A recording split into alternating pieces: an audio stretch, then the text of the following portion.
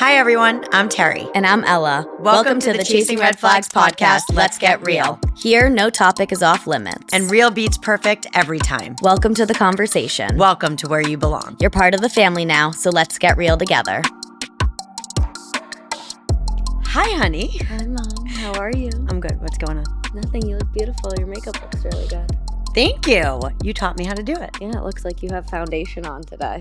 I do have foundation on. You don't do that every time. I don't ever do foundation. I was trying a little bit out today because you helped me do my makeup for a wedding that we had recently. I did. And I liked the way I looked. And so I'm like, oh, once in a while, I should probably have a little bit of makeup on. Yeah, you are naturally beautiful, but it's something like I find it fun to do my makeup. I do not find it fun. It's tedious. No, it's it's a maintenance. nice process. I enjoy it. It calms me down. Yeah. So I don't feel the same, but at least I know how to do a little bit of it, except for I don't know how to use eyeshadow. I know. I always do the sparkles for you. So you'll have to do the sparkles for me. All All right.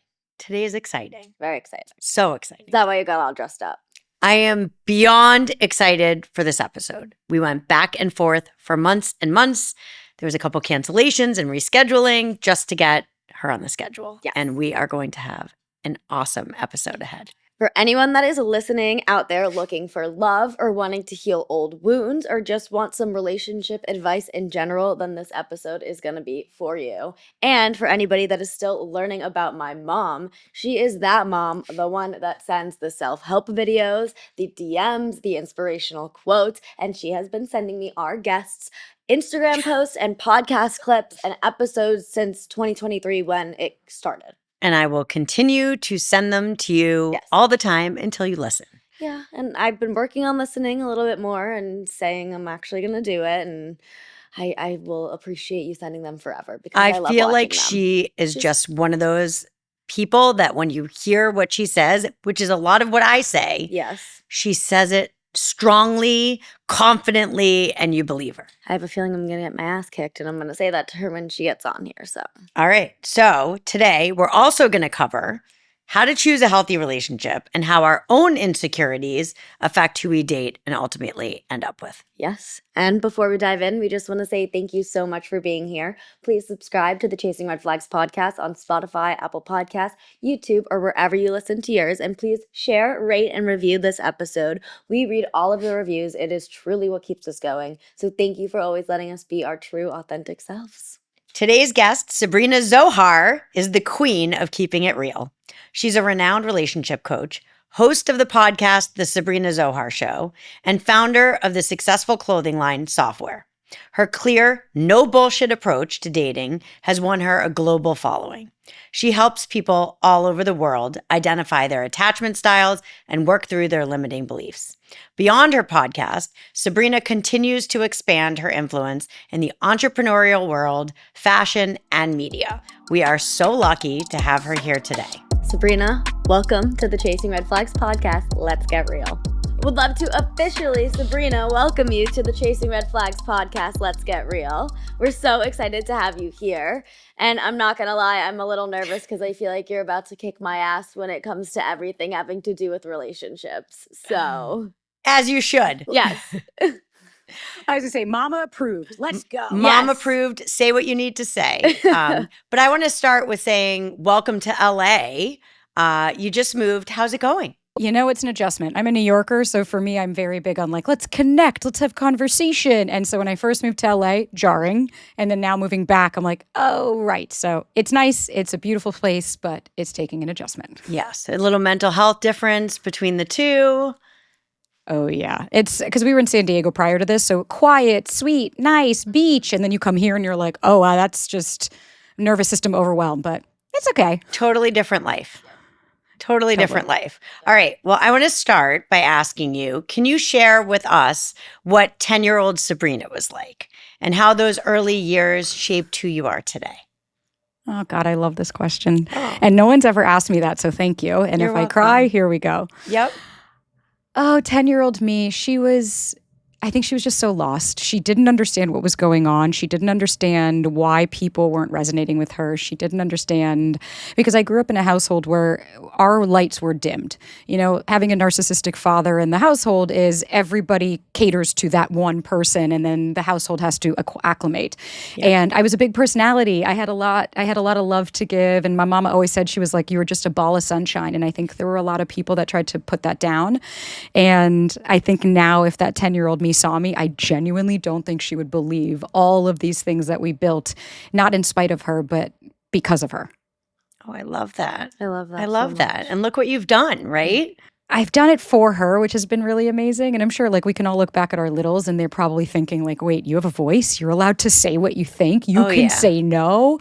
And it's like, oh, baby, not only can I say no, I can say fuck no. And that is the best. The best feeling, right? I remember over and over being like, shh. Everyone was like, shh, you're too loud. Shh, shh, be quiet. I still hear it. I know. You say it all the time now. Don't dim my light. Don't dim my light. Not. Well, I will say I relate to that in the sense of I felt like I couldn't be the real me and that my light was a little dimmed in my relationship. And that was really hard. And so honestly, a few friendships of mine too kind of felt that way. So my question, I mean, I have a million, but how do you feel like overcoming those early struggles with anxiety and the fear of abandonment shaped kind of the way you've handled dating now and as you grew up? I mean, for at least personally, right? The anxiety for me, it manifested in very classic ways, like, hypervigilant, couldn't sit still, had to distract myself, used my body to connect to men because I couldn't just be alone. Was the biggest thing I think what I saw was I didn't understand how to take a pause. And I'm curious to hear your experiences as well. But I didn't know what it meant when someone says something to you to stop and allow yourself a minute. I had to react and had to scream, had to yell, had to be heard. I would cry. I would get incredibly emotional. And I wasn't ever able to sit with my own feelings and emotions. I was constantly, you tell me it's going to be okay. Why aren't you validating me? I'm scared. Please let me know everything's going to be okay. But really when it changed was when I started to realize, and obviously then met my partner, but for me, dating changed progressively and kind of compacted, right? So like it started with when I moved to LA, realizing like, oh, wow, okay, there's the hot guy. And he's, oh my God, in LA, there are so many babes. Oof. You're walking down the street and you just see them. And then after a week, you start to realize they're wasting your time. And instead of it taking 3 months for that to happen, after a week, I would say, hey, this isn't going to work for me. Then the next person I dated, I started to say no more often when I wanted to say no, right? Instead of just people pleasing and saying yes. Yep. Then when I'd start to hyperfixate and I would go, then I would stop and start to understand like, what age am I? How old do I feel? What's coming up for me? Like I started to get curious and have compassion for myself, which then allowed me to grow into the version of myself I think I've always meant to be. And not that anxious girl that learned how to survive, and more like the adult that's planted where their head is where their feet are to where they can actually handle things. But I am curious for you how that manifested in your relationship as well, because it's interesting to see different experiences with different people. I think I'm very similar to you, and I am a little bit behind in the sense that I'm still growing into that confidence and taking only a week and then realizing that this isn't right for me. I think I'm still learning that. So I'm a few steps behind, I would say. And I think as a mom who's watched her, I think she, to be in an almost 5-year relationship from 14 to 19 during your formative years and have it be so unhealthy, unlearning a lot of the habits that you learned takes a long time. Well, you grow up with them. So half of my life and what I did 24/7 was a memory that included him. So it was a habit that included him. So I'm still kind of getting unused to that. Yes. But you're going through withdrawals. Yes. She is. Yeah, that's what it is. Yep. And she gets your DMs all the time because I sent her them every single day. So many. DM. But it is withdrawal. And I don't think I realized it was a withdrawal because it's the same feeling as if it was a substance.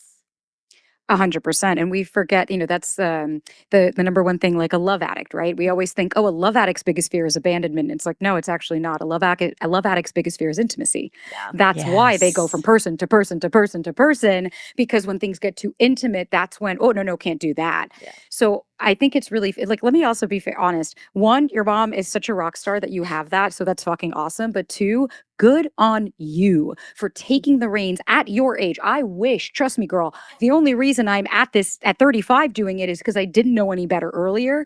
But you're doing it and you're allowing, because your prefrontal cortex is going to grow until you're 28. You are at the time where you can rewire. And I would also be curious, like, if you're withdrawing from this person and it was something that, is formative and it's really big, are you actually sad about losing them, or is it more about the story that's being created because you don't have them anymore? That's what my mom has been saying to me a lot, is And like, I think I'm putting him in therapy, but like I'm putting him on a pedestal and making Not him, anymore. No, but like that's what I was doing in like part of my withdrawals. Now I'm realizing, I'm looking back and taking a step back and taking those lessons and trying to put that into new relationships that I'm getting into.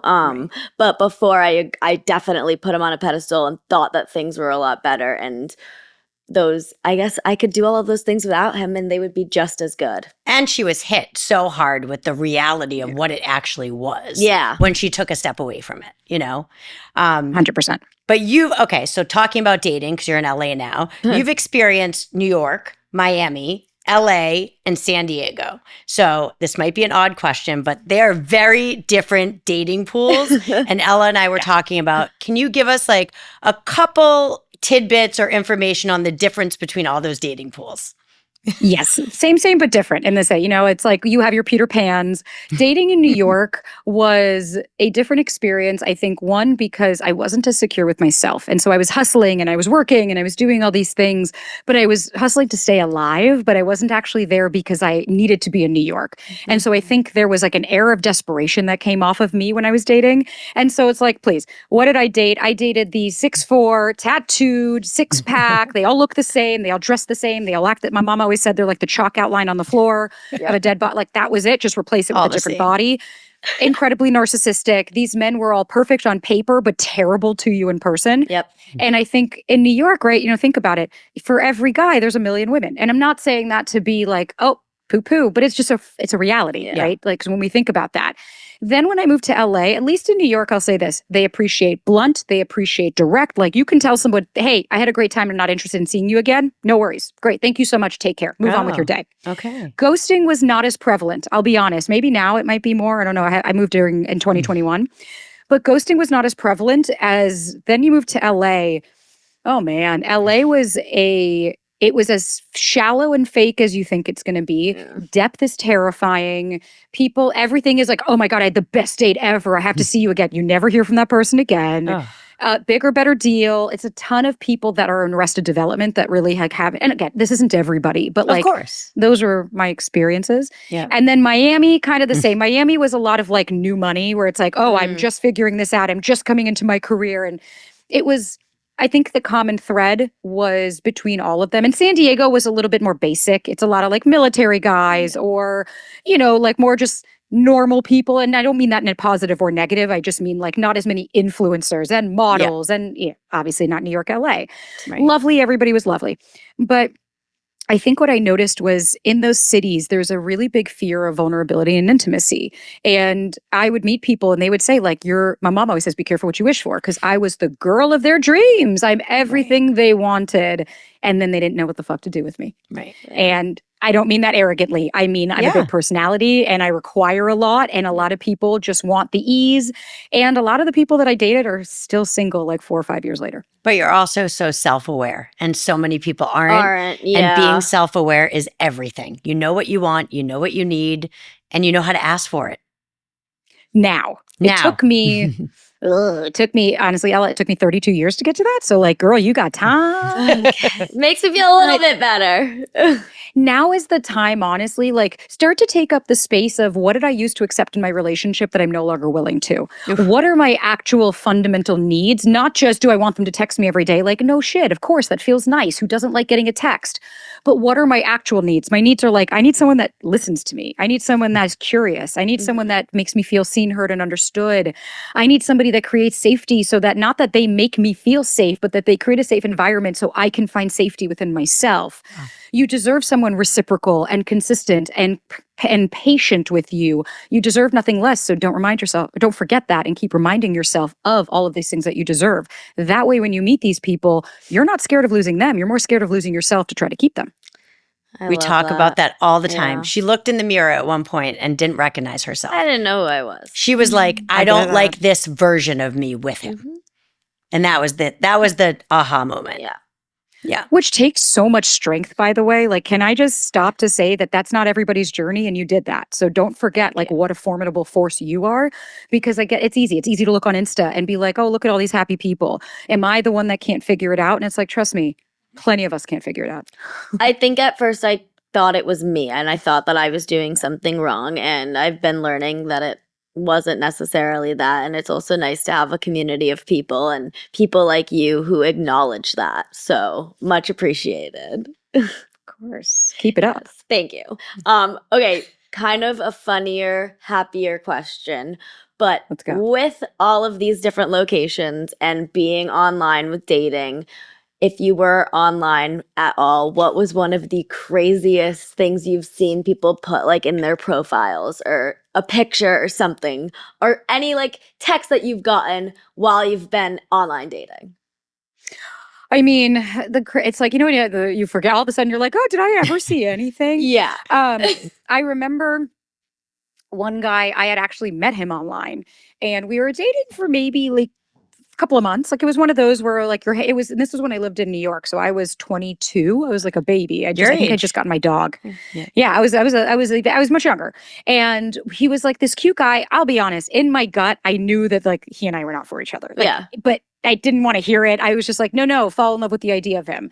And he was like super cute. We took a photo, and then I think like 2 weeks later, my friend sent me that he was using the photo of him and my dog. He had cut me out of it and was using that on his dating profile.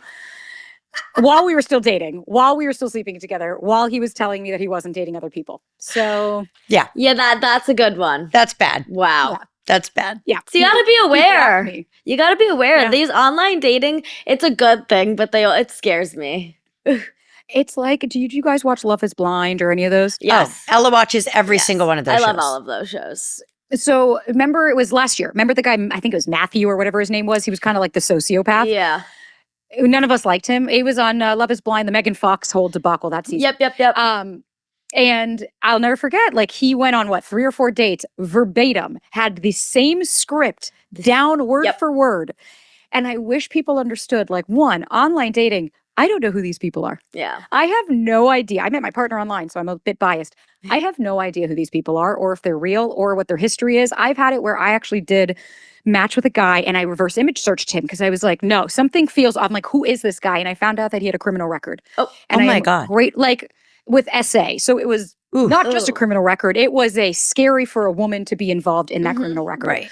So it's also about being aware that, like, we don't know who these people are. And have you seen anything ridiculous that you've been on? Or have you She's dated not online? I have not been online yet. She hasn't taken that leap. I have not. A lot of She's my an friends, in-person girl. like a lot of people my age see it as kind of like a fun game. Like, nobody takes it seriously, which is why I haven't done it, because I'm looking for something.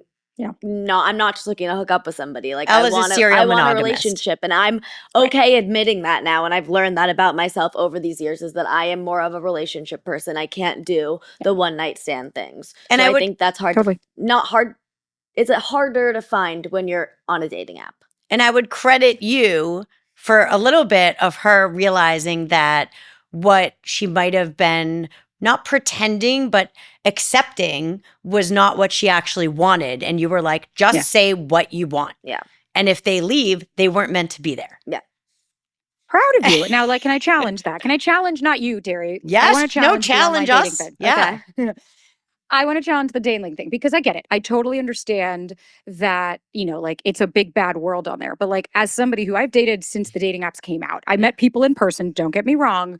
But the reality is, There is no difference in a human, whether they're on an app or whether they're in person. You can get rejected by the same person. You can have somebody still cheat on you, still leave you, still do all of those things. What I would say is, what I hear from that is less about, oh, I just like to meet people in person, which is fine. And I respect it. And if that's what you want to do, tell me to fuck off. It's fine.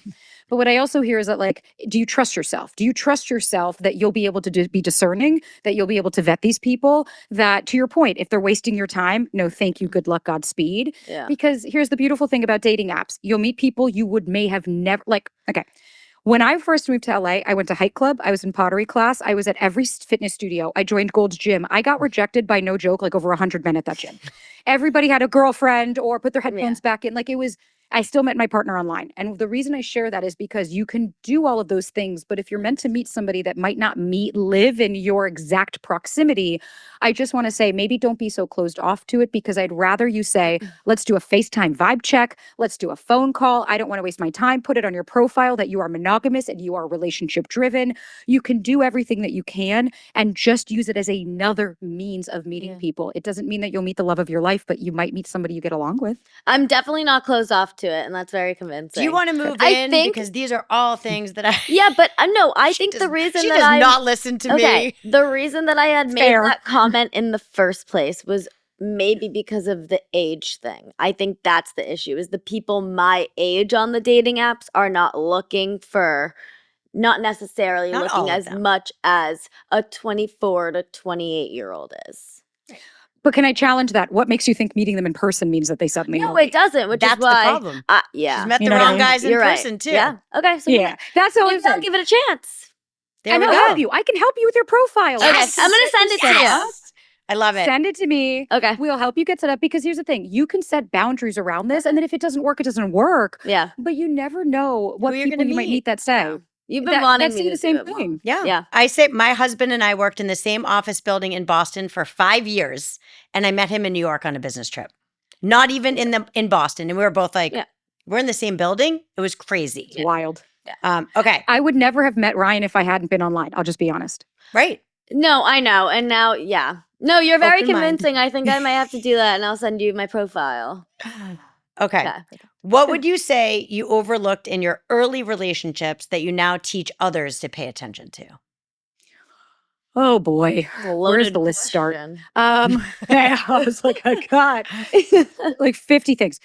I would say one thing I wildly overlooked was the feelings and sensations in my body. I wasn't listening to like kind of what Eloise said, where you're like, that didn't feel good. I Yeah. didn't listen to that. I didn't listen to the something feels off. Instead, it was, I need to be chosen. I need you to pick me. I need to. So there's a term in psychology called repetition compulsion. It's a Freudian term. And it essentially means you are going to keep dating the parts of you that have not been healed. So you'll consider, like me, I kept dating narcissists because, oh, my dad's a narcissist. If I date that, then it'll make this all go away. And then I'm happy, then I'm good. And my childhood was all fine. And look, I'm not a bad person and I'm not too much. But then what did it do? It just reaffirmed that there's something wrong with me and I'm too much. And I wish for a second I had stopped and just asked myself, like, Sabrina, does this work for you? And who are you trying to prove this to? That's Because great. I never once stopped to get curious about myself. I was just so focused on, do they like me, that I never stopped to ask if I even liked this person back or if they even satisfied my needs. That's great. That's Yeah, as clear as it can be. I know. I think I think people do need to ask themselves more instead of, did he pick me or did they pick me? Do I even want them? Yeah. I think we forget, right? I can't tell you how many people, like I'll be live and, you get all these questions and some people Yeah. are new to me, right? So they don't know my answers. And I'll get like, how do I get the person that ghosted me to come back? How do my I God. get avoided to miss me? And it's just, Ugh. it's a constant, what I hear is like this, just, who are you talking to? You're talking to your mom or dad? Like you want someone so bad to come back that left you, because then it takes away the narrative that you've created about what that means about you. But instead we have to say, if they left, let them go. Thank you so much for not taking space. Because what if I told you that the right person is waiting for you to let go of the wrong one so that they can come into your life? Yep. I Yep. love that.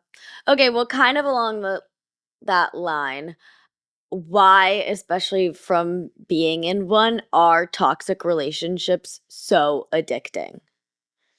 Because I can't figure it out. I can't figure it out. Oh, I'll catch you. So there's some intermittent reinforcement. So toxic relationships, typically speaking, what happens is like, and toxic's like a big word, right? Yeah. We could use that to describe a lot of different variables.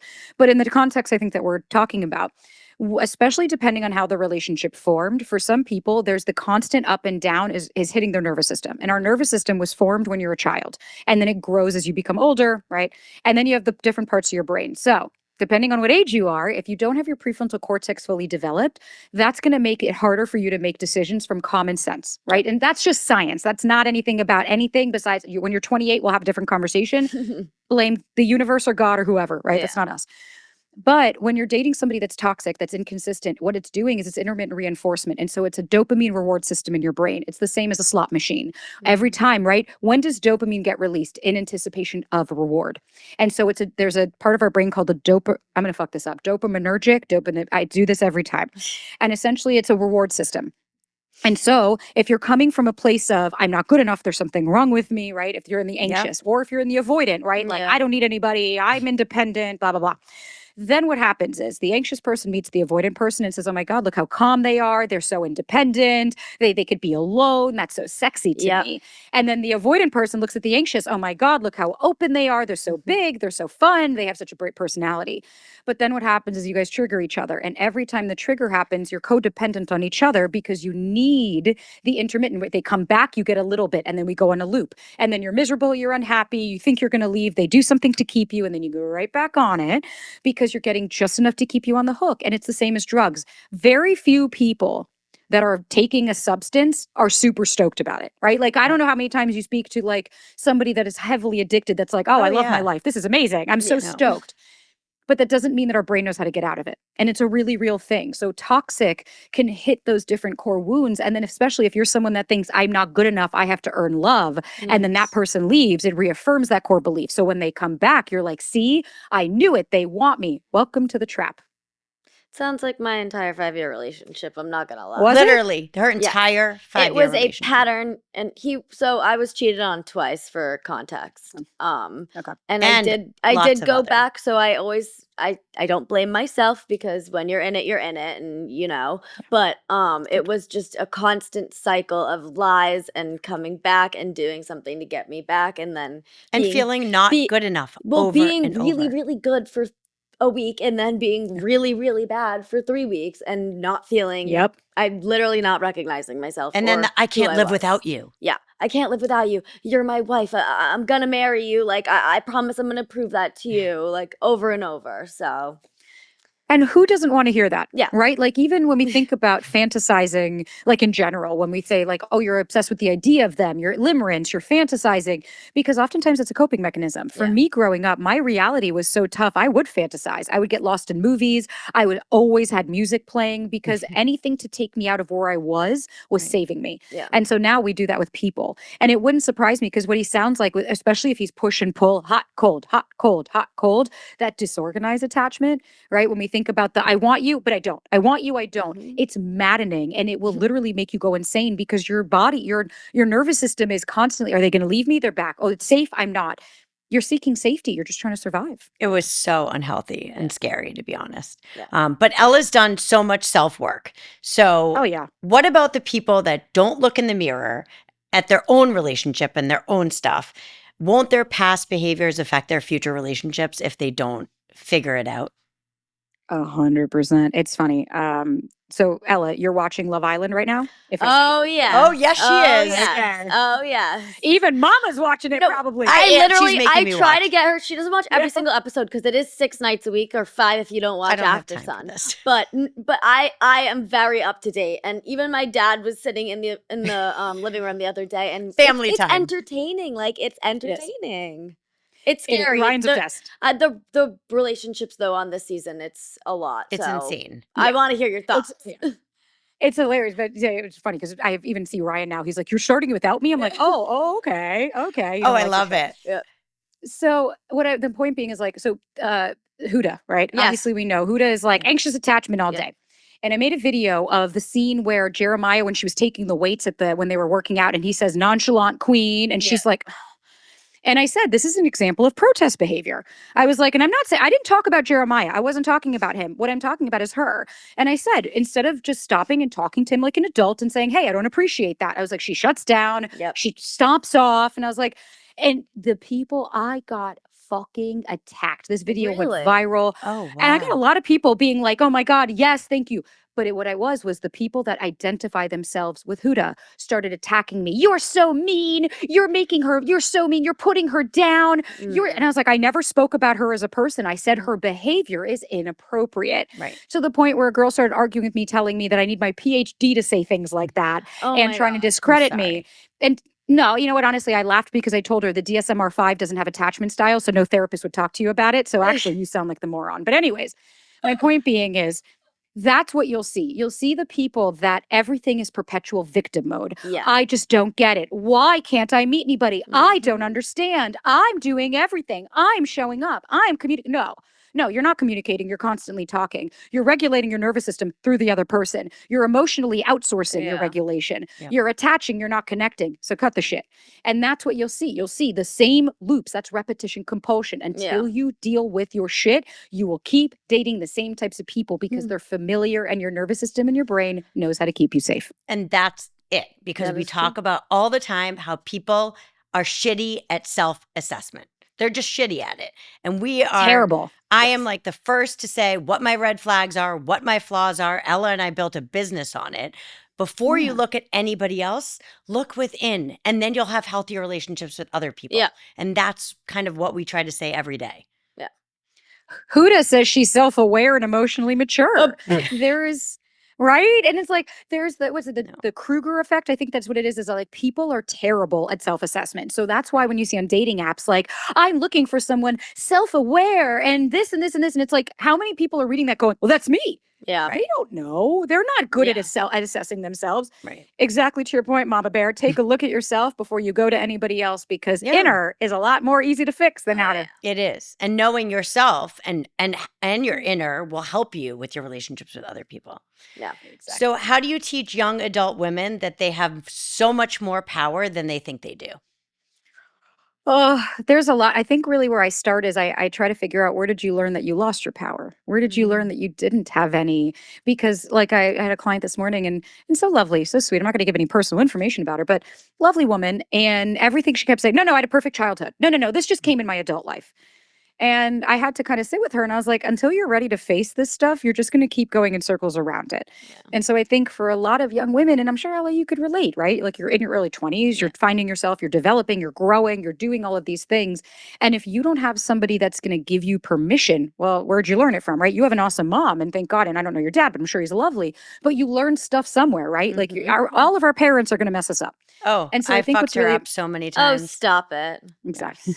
But it's true. But like, my mama did too, and I would set myself on fire for this woman. But like, it's what it is, right? You don't know, and you do your shit onto your kid, and then you figure it out. But I think what's really important is understanding, even just helping young women understand, like, what are you feeling in your body? Connecting back to the, oh wow, yeah, you're right. My shoulders are tensing, and it's like, okay, can I understand what they're trying to tell you, right? How old do you feel when you're dealing with this person? Do you feel like a kid, right? Oh, you do. Okay, so let's explore that. What did that kid need back then that they weren't able to get? Did they need a hug, right? That way we can help people understand, what are your needs? What were your needs that weren't met? Because that's what expectations are, unmet needs. So we really start to look at, like, what are the patterns that we're seeing, so that I can help slowly to bring people down to the core wound, so that once we kind of heal through that, we can have a different dating experience. Oh, I love that. Okay, so in our house, we talk a lot about recognizing patterns, and we even dedicated an entire chapter to it in our guided journal. And I'm just realizing that I have a lot of patterns, so it's something I have been learning. But what are the most common struggles or patterns that you hear about or have seen in just general with relationships?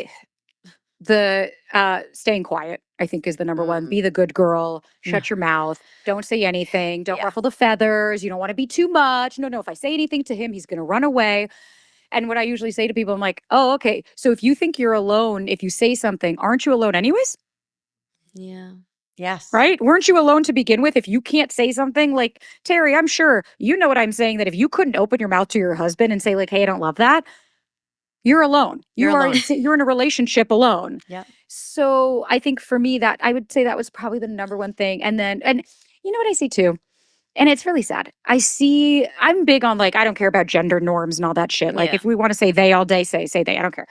But I see a confusion between the two, right? Like when I talk, I've got a big LGBTQ community, so we're not going to talk about that. But in heterosexual norms, I got an email the other day saying, I really like this girl. I want to make her my girlfriend. We've been dating for like 3 months, but everything online is telling me to wait for her to say something first. What do I do? And I was like, wait, what? When is it her job to say something? Yeah. I hear that all the time. I get, what do I do? I don't know. Can you tell me? And I see a lack of self-trust in decision making because we're all so scared of being judged and put down and ridiculed, but we're doing that to ourselves when we don't speak up. Yes. I Right? have done that a lot in the past. Multiple times. Yes. Yes. And our Let's stay quiet. Yeah. Yes. Oh, 100%. And I think that's kind of why we built Chasing Red Flags, because I came to a point after a lot of therapy and a lot of Terry talks with mom, realizing that I didn't want to stay quiet because not only did I want to share my story, but it also wasn't healthy for me and it was affecting my mental health. She just didn't have 100%. a voice. Yeah. And partly, and I will take some responsibility for that. There were times when she was growing up and she was a lot younger, and I look back now and we've been journaling and I look back and I read it and I'm like, wow, I really took responsibility for this. But I would say to her, just be quiet, don't rock the boat. Don't rock the boat. It was what I was told when I was growing up. Just don't rock the boat. Just get through it. You'll be fine. Just toughen through it. And I did it a little bit with her when she was younger. And I think what I taught her about being the good girl and the one who didn't mess up was don't have a voice. Yeah. You didn't teach I me can that, relate. though. You didn't teach me that. That was not you. You've taught me to have a voice. Now So I've give taught you. yourself credit for that, too. Thank you. Oh, I wasn't saying my mama did that. Like I love my mom, but her coping mechanism was disassociating. So when she was a kid, she would just shut off. And so when I was a kid, it was Sabrina, just stop. Come on. And it was very old school of like, go and say hi and be polite. And Sabrina, come on. And shut your mouth. Why are you being annoying right now? They didn't know. They're just trying to keep us in line because you've got 3 rowdy children. Yeah. And I will say, like, I love my mama, but you didn't teach me what I needed to be taught. But that doesn't mean that I can't reparent myself now, because now I get to have a voice. Now I get to speak up, and now I get to take up space. right. Okay. I like that. Well, you certainly have found your voice. Yes. And I'm very proud of yeah. her. Yeah. I love it. Feels so good. our listeners are all different ages. Some are Ella's age, some are in their 30s, 40s. Definitely a lot of people my age getting divorced. Do you have different advice based on ages about what someone is looking for, or no? It's all the same. Truth be told, I've been doing college tours, so I've gone as young as, like, I have a 16-year-old that I've worked with, which is like, Oh, oh, wow. I love it. All the way up to 70. Like I've had clients come in that are in their late 60s. There really is no difference. The only difference is wants and needs where you're at in life, right? So like at Ella's age, okay, marriage, kids, right? What are we doing? First go. My age at 35, hey, are we going to do the kid thing or are we not, right? Like we're getting to that time. Well, maybe a second marriage. By the time your age is, oh, we have had the kids. We already had that life. We're not doing that again. Right. So I think that's just being cognizant and aware of what it is that you want in life. Do you want companionship? Do you want marriage? Do you want kids? Yada, yada. But none of the advice changes for the age group. And that's, I think, the funny thing. A lot of people come to me, or actually I was at a book party and I met Demi Moore, and it was so, talk about an honor. And the person I was with said, she's so stunning in person. And the person I was with said, Sabrina's a dating coach and she helps with relationships. And Demi looks at me and she goes, can you help a 60-year-old? And I said to her, what makes you any different than anybody else that I work with? And I was like, the only thing you're Demi Moore. That's what makes you different. But I said, outside of that, our wants and needs and desires are all the same. And even my mama, she's 70 this year.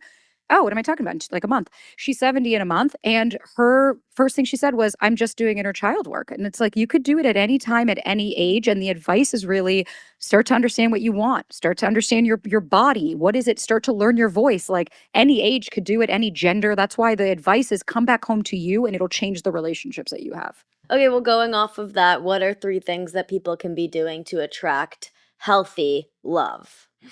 Oof. Okay, one, become the version of you that you're trying to attract. That's the biggest thing, right? I want somebody that's like super successful and into fitness and really health oriented. And you're like, dude, you're unemployed. You live at your parents' house. You haven't gotten off the couch in 6 years. Like, I don't know what they're going to want, right? And so I think it's also like an element of reality. Yeah. The second thing, what you really want to be clear and concise about is use your journal, use the Chasing Red Flags journal, and start to get very clear on what it is that you want and need in your relationship, because then you are going to have your non-negotiable list. Anybody that falls under it is going to be somebody that you don't go out with again.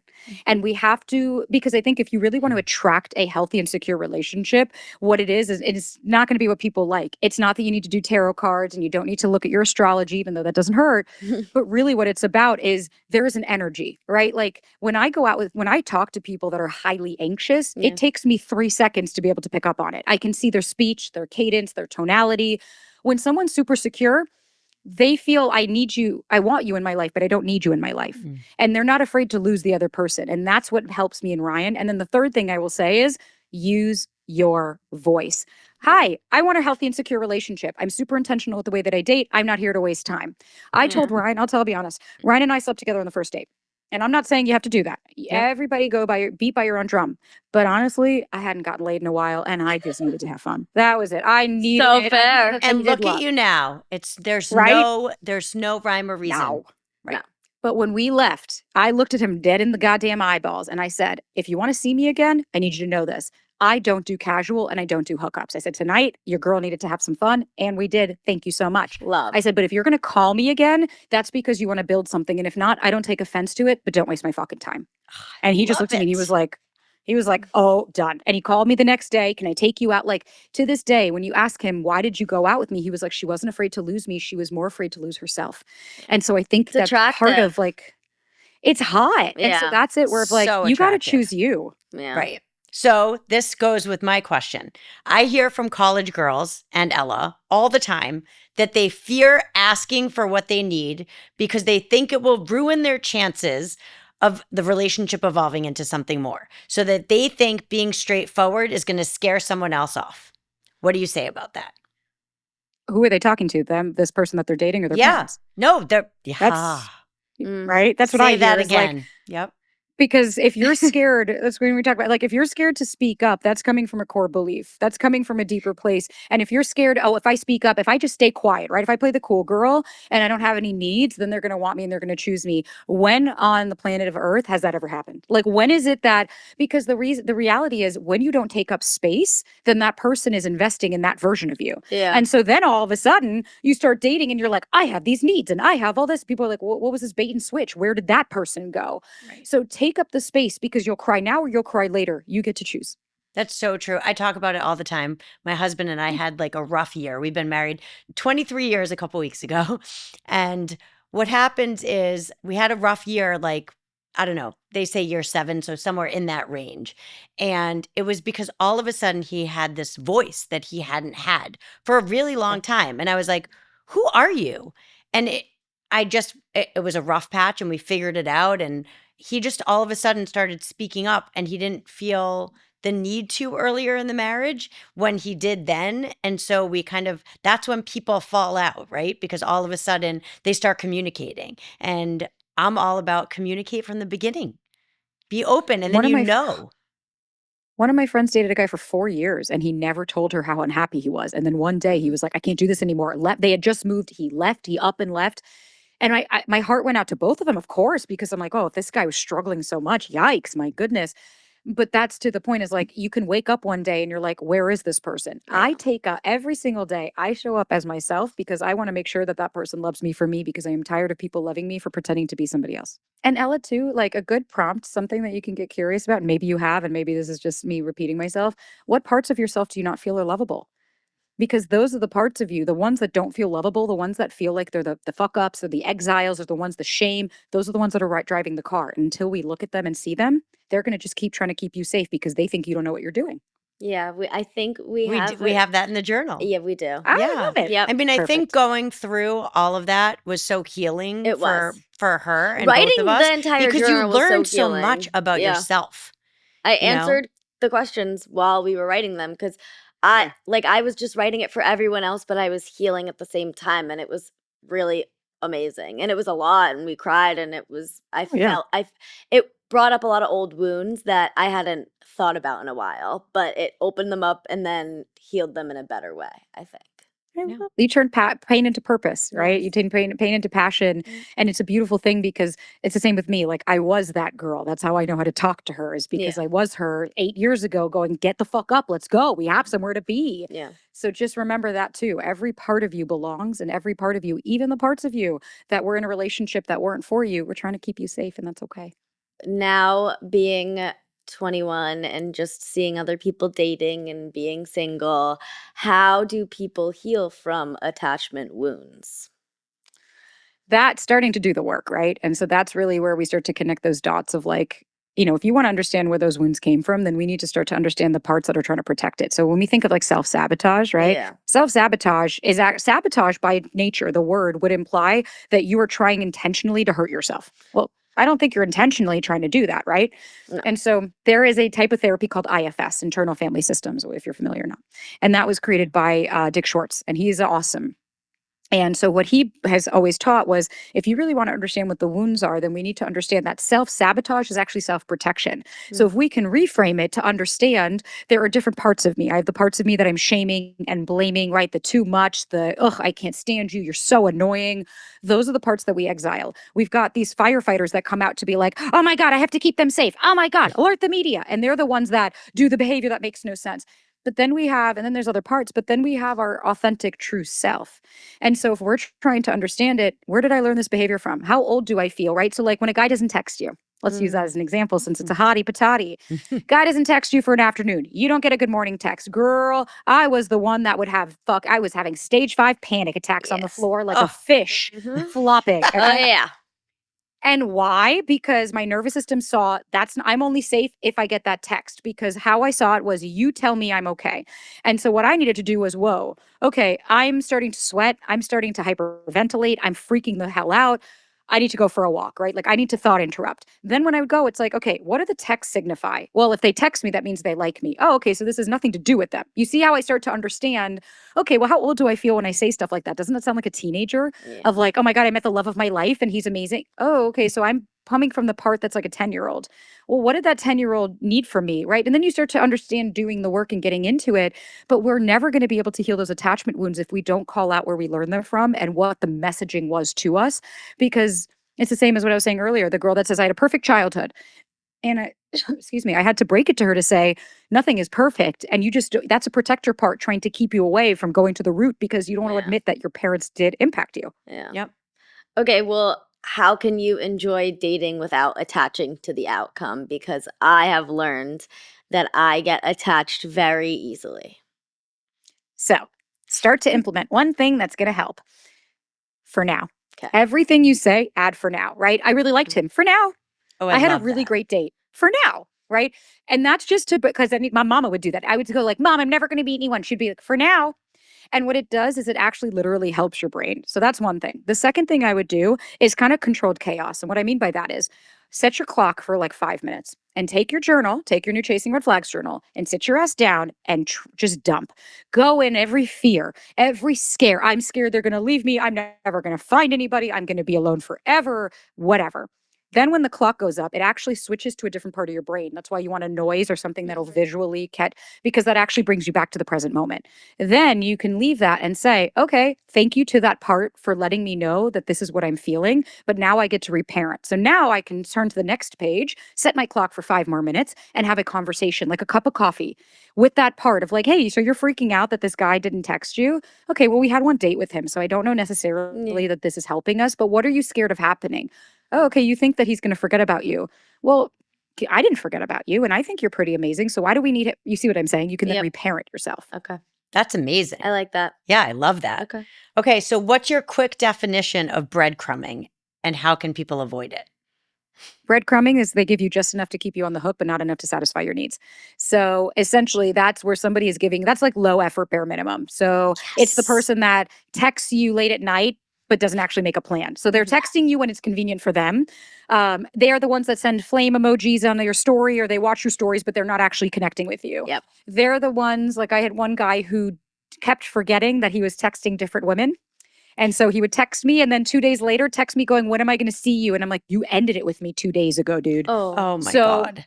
Yeah. Breadcrumbing is they're just giving you enough because they know. And what happens? Intermittent reinforcement. You're starving. And so you'll take anything and you're like, oh my God, look, they flamed my emoji. Oh my God, they liked my story. I knew it. And all of a sudden that's keeping you going for another fucking week. Yeah. Because you're on the idea of them, the potential and the fantasy, but breadcrumbs are never going to satisfy your needs. It's the same with the person that says, I'm not ready to be in a relationship yet, but they'll only hang out with you privately at their house with nobody around. We talk about that, All keeping her the in a bubble, time. Yep. right? When you're in that bubble and you think everything's so great in the bubble, when you get out of the bubble, it's not so great. Yeah. It's like putting them on a shelf, right? Oh, I'll take you off the shelf and I get to play with you now. Yep. And then when I'm done with you, you go up there. And people breadcrumb. People ask all the time, like, why do people do it? It's like, because it's easy and it's safer. Right. You have options and you can then decide how you feel. It's selfish. Low effort, selfish. Yeah. Selfish. Okay, another one of your sayings is the pinch has to match the ouch. I'm pretty sure that's what you say. Yes. Can you explain what that means?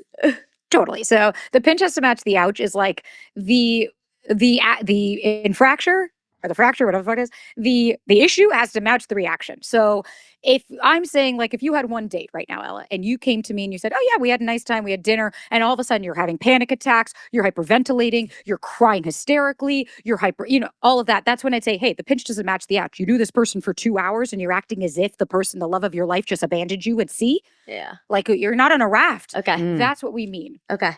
Got it. That You know makes what I a lot of sense. You also Yep. use the term be a better buyer. Yeah, and that goes back to the dating app stuff that I can't stand, right? Mm. Is that a lot of people want to be like, oh, it's all the app's fault. And it's like, yeah, hey, don't No. get me wrong. The casino always wants to win. But do I only blame the casino or do I blame the gamblers that are in there, right? Yeah. Both. And so I think being a better buyer is, like, I can't tell you how many profiles me and Ryan will get that are just, there's nothing about the person on there. It's shallow, it's empty. And then the people will say, but I don't understand. Why didn't this guy call me? And it's like, dude, the guy didn't even finish a sentence on his dating profile, but you're asking why he's low effort and lazy in real life, right? Yeah. And so I think it's about becoming a better buyer. You can't be shocked when you buy a broken chair and then you sit in it and it breaks, right? And then you're like, what? I don't understand. It's like, well, did you vet this person? Did you FaceTime vibe check? Did you see what conversations? How long did they take in between messages? Are they wasting your time? Are they giving you excuses? Are you trying to make something happen here that's very clearly not? That's what I mean by you got to be a better buyer, because we also, one thing people forget, we have choices. And as a child, you're right. I I know. did not have any. I couldn't tell my dad no, but I'm not a kid anymore. I'm an adult and I get to make that choice. And these girls and these young women need to stop, feeling at that moment that they have to do something for bare minimum. That's No. They're accepting a lot less than they deserve. Here's the thing. I don't blame any of them for not listening to us, because you know why? I didn't listen to us when I was their age. Yeah. So I get it. The biggest lesson, I think I was reading a quote that said, you're only a failure if you don't learn from the lesson. And that to me was exactly it. You're going to keep failing, quote unquote. If you keep going, I just don't get it. I don't know. Why do I just keep dating all these emotionally unavailable people that are super abusive to me Right. verbally? Well, what are Because you you're allowing? accepting it. Yeah. Right. What are you allowing, right? Okay, so how do you differentiate between what somebody is telling you versus who they really are? Words and actions got to align. Yeah. I say it That's it. all the time. Words I and know. actions have to match. I feel, yeah. Ella no. likes to believe words. I words, do. Words, words. I like to give second and third chances, and I need to stop doing that. So Maybe we can ask the part of you that's trying to protect you, saying, oh, no, we can't get rid of him yet. No, let's give him another chance. What is she afraid of happening if you say no to this person and you don't give him another chance? What is her fear? losing them. Okay. So what's so scary about losing them?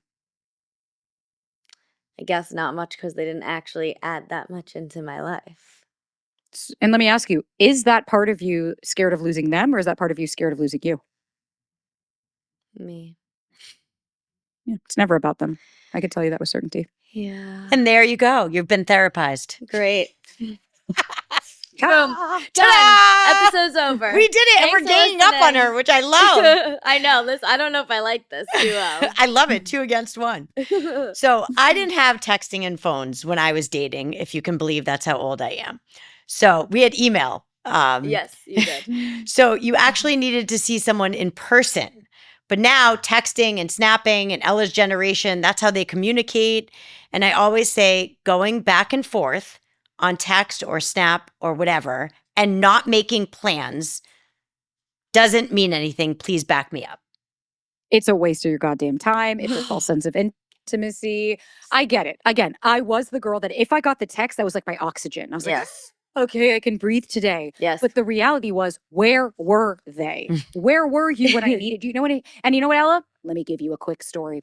I dated the guy right before Ryan. Okay. He was a very good looking guy, very cute. We met on Hinge.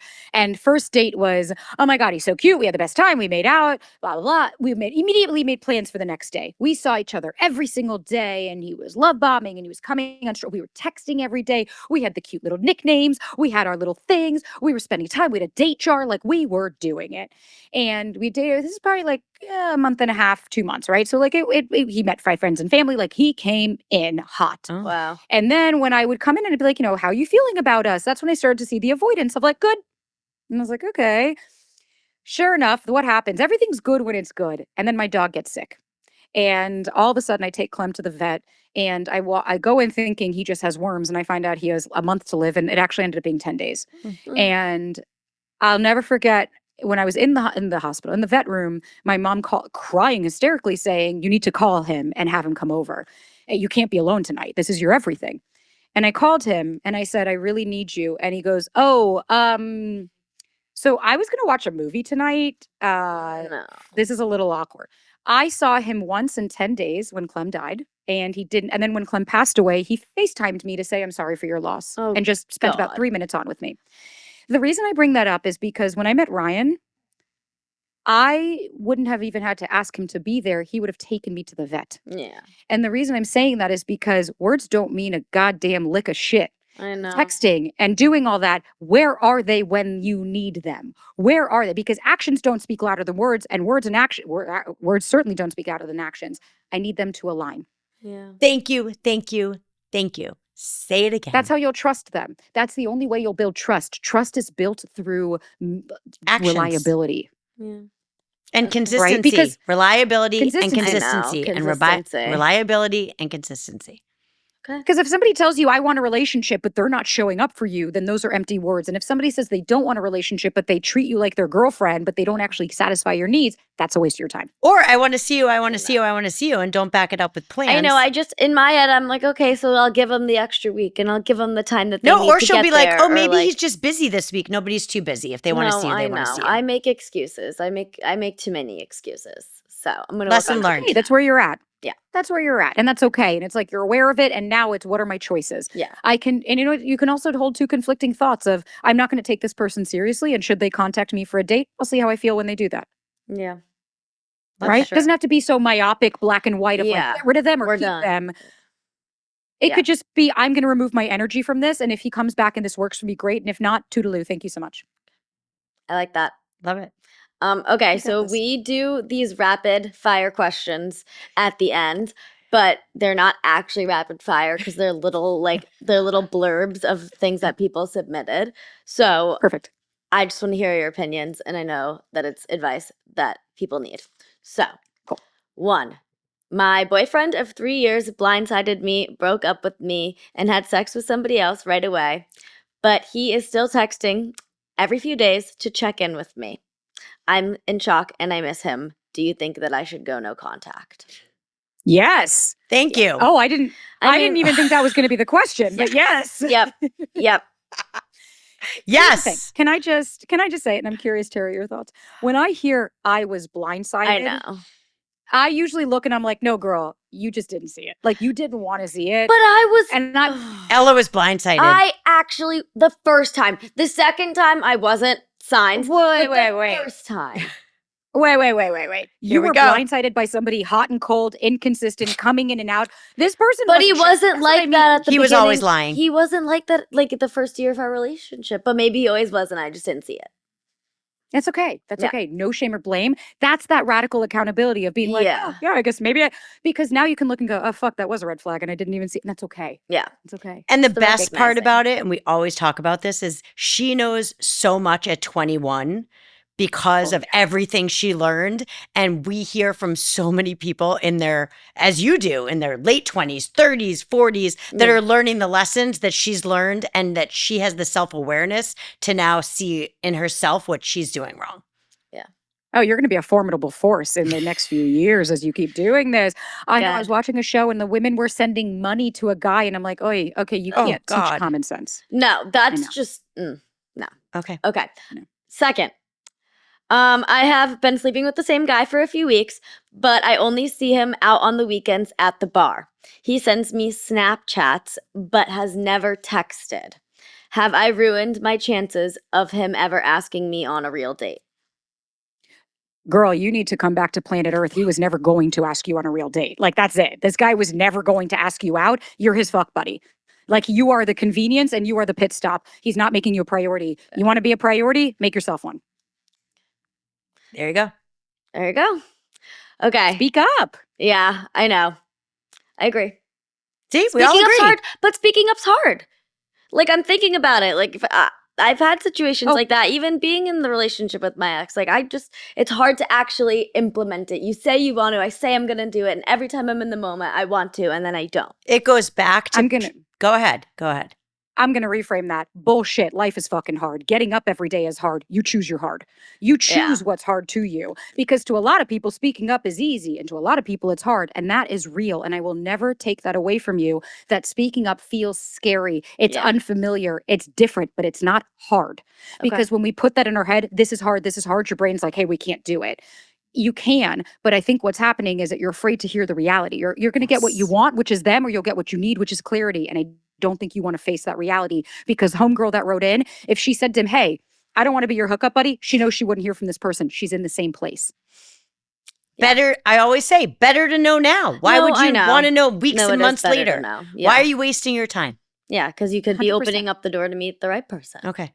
Okay, this one's from me. So, Okay. okay, it's personal, and I kind of want to know what I should have done differently and like learning a lesson. So, Totally. when I was in high school, my boyfriend cheated on me. Wasn't his first time cheating, as you know. The second time I caught him, he didn't tell me, and he went and did this during a college visit. And yes. And when he came back, he basically shifted the entire conversation and cried and said that he wasn't ready to go to college. Basically pulled my parents into it, who then sat for 2 hours trying to figure out how to tell his parents that he wanted to take a break and figure out what he wanted to do before he made any decisions. And so I hadn't really processed any of the betrayal, and he shifted the entire conversation. So my question is, when somebody does flip the script in a scenario like that, which is emotional manipulation, and I have learned that, how do you protect yourself in moments when your empathy, and I'm a very empathetic person, when your empathy kicks in before your protective boundaries do? Empathy is a beautiful thing, but empathy can also be misused as a trauma response, because a lot of people will be like, I'm just so empathetic. And it's like, no, you're a people pleaser. You don't know how to say no. And like, you don't want, and that's okay. Right. But I think what's happening in that moment was, I think your nervous system was flooded. And I think that's really real, is like, you had a lot coming. And first of all, I'm sorry you had to deal with that. But I think what happens in those moments, what's really important is to go and regulate your nervous system and be like, okay, what is my truth? What do I know to be true? Because what he did was he was incredibly manipulative and even kind of not gaslighting, but like borderline, just manipulative, right? He was trying to distract you from the issue that you were having with him so that he could be the victim of the scenario, so that you would look like the bad guy if you said anything more to him. Because look, he's struggling. And it's like, and that's where we have to stop and go, here's a really helpful thing. Matthias Barker is a therapist I love, and he always says, when you talk about people pleasing, over empathizing, am I being hurtful or harmful? Am I hurting their feelings by bringing this up? Maybe. You might be hurting his feelings by going, hey, that's not what we're talking about. I'm sorry to hear you're struggling. You fucking cheated or whatever, right? But really what it's about is Or am I being harmful? You're harming yourself when you shut down and go, oh, it's okay. Let's just talk about this. So that's what I want you to start to figure out, because empathy is beautiful when not taken too far, because people can take advantage of that empathy because you're a good person and you wanted to believe him. Yeah. But unfortunately, he took advantage of that. And that's where we have to stop and ask ourselves, what is my reality and my truth, and what am I here for? Even if they come up with some shit. And Ryan's done that. He'll start talking about other stuff. And I'm like, hey, I'm sorry that you're going through that, but that's not the matter at hand. Can we get back to it? Yeah. I think it's also well- important that people realize that emotional manipulation doesn't always look cruel. Sometimes it looks like tears or a well-timed apology. It doesn't always look cruel. No. And here's the thing. Did he take accountability? That's what I want to know. If he was like, I messed up. Yeah, no, I was going to say, because he did that, we never ended up having an actual conversation about what he did. And I literally pushed it off, and I stayed with him for another year. Well, you had prom 3 days later. Yeah, we had prom. I went to prom with them 3 days later, and then we spent the summer together. Yeah. So, and it's also like, you're a human that really wanted it to work. And I think we can have a lot of space for that. But I also think, like, in moving forward, right? What can we learn from it is moving forward is because I would imagine that when that was happening, you felt it in your body. You might have felt uncomfortable, right? That's what we're going to listen to. And that's what I mean by we get back to that and letting that little girl know, oh, baby, I got you. Don't you worry. I'm sorry I didn't then. And that's okay. I got you moving forward. oh, she was so sick. She knew. Yeah, The body, sure. the body knows, you know? Your body knows. So, to wrap this up, we want to ask you, what are your 3 favorite things that you do for your mental health? Ooh, I love that. I go for walks a lot. I love walking. Oh, I wish you lived here. That's my thing. I know. Wait, Me that's too. your, Are you kidding me? God. I walk like 10 miles a day. I really wish you lived here. Same. I'd be like, let's go. I know. love walking. I do a lot of breath work. That's like really even just walking around the house going, like I let it out. Yeah. And I do check-ins with myself. Like I'm constantly doing that. But like I'm big on mindfulness, mind to body connection. And I take my health really seriously. Like I sauna, I red light, I do Normatec boots, I work out, I eat well, I nourish myself, because I know that mental health is one thing, but so is our physiological health. And I went through a mold detox and didn't realize how much anxiety that caused me to have mold in my body. So I say it's not just the mental and the spiritual, it's also the physical. So I'm on a 360 comprehensive. I treat myself in the way I wish somebody had treated me growing up. Yeah. Oh, I love that. I went to a breathwork class recently. A friend recommended it, and I went with her, and it was awesome. I didn't really know what to expect, but I was just like, oh, you're just lying there breathing for an hour. And then I literally was like crying during it, and I couldn't figure out where the tears were coming from and like why it was just a really cool experience. So breath work is the valve to the nervous system. If we can control our breath, then we can actually control that. So they used to think that the nervous system was just automatic, that like you couldn't control it. And it is autonomic, whatever it is. It does turn on its own, right? If a tiger came in right now, our nervous system would kick in. Right. Yeah. But what people never knew was that we can turn ourselves down. We can down regulate. We can de-escalate. We could go back to ventral. Right. So we use the breath for that. Proud of you. Yeah, Thank you. I'm proud of her too. Thank you. I mean, we've barely scratched the surface, but we really appreciate you being here. And I'm sure Ella's going to be Can like, we stay for I like need 3 you, more I need hours? you. I know. Well, now you're going to be the person that I'm calling when I need an ass kicking, or I need to listen to somebody that isn't my mom. Yeah. I'm here for you, and send me your profile. Let's get you online. Okay. Ooh. Yeah, I'll keep you updated with that. I love it. Yes. Thank you so much for being here. Thank you. That was amazing. I mean, I could talk to her for another 3 hours, and I probably am going to listen to all of the advice she just gave me, even though you've given it to me before. She just says it better. No offense. No offense taken. And she does sessions. Yeah. So maybe you should be talking to her on a more regular basis. Well, amazing. We'll be back with another episode next time. And in the meantime, keep being real. Keep being you, and know that we've got your back. If you have any thoughts, questions, or just want to say hi, we would love to hear from you. Your support means everything to us. You can find us on Instagram and TikTok at Chasing Red Flags Official, and on Facebook and YouTube at Chasing Red Flags. And if you want to share your story, ask a question, or pick up some Chasing Red Flags merch, go to chasingredflags.com. The Chasing Red Flags podcast is produced by Jay Del Turco. We are new in this space, so if you enjoyed what you're hearing, please subscribe, rate, and leave a review on Spotify or Apple Podcasts, or add a comment and like on our YouTube channel.